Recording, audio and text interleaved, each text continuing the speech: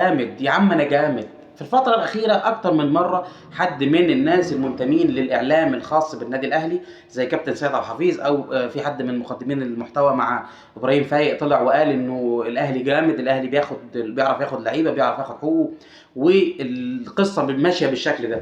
يعني أنا عايز أقول لك إنه الكلام ده مش صحيح ومش حقيقي، وما فيش حد صدّر الموضوع ده إنه الأهلي جامد والأهلي نادي الدولة غير الإعلام الخاص مش بالنادي الأهلي، الإعلام الخاص بنادي الزمالك. يعني هم رسموا الأسطورة الوهمية دي وعاشوا فيها للأسف، وجهة نظري. تمام.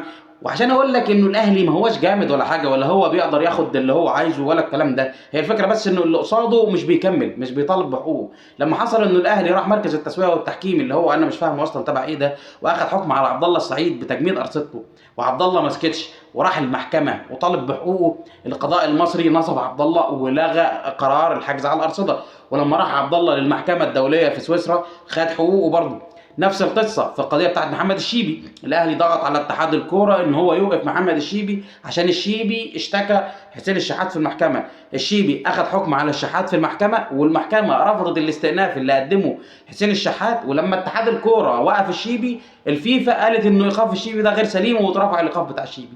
فالفكرة إنك لازم تكمل عشان تطالب بحقوقك، مش هقعد أعيش في دور المظلومية، أصل الأهلي نادي الدولة، أصل الأهلي بيلقى مساندة، ماشي حتى لو في مثلا في فترة فيها مسؤولين معينين بيساندوا نادي معين او كده، دي مش حاجه دايمه، ودي مش عموم الدوله او عموم البلد. لا، الفكره انك تكمل في حقوقك. يعني ان شاء الله القضيه بتاعت الدوري هتتحسم ان شاء الله البيراميدز، واي حاجه بعد كده اللي هيدخل فيها هيكمل في حقوقه ومطالبه هياخد حقه.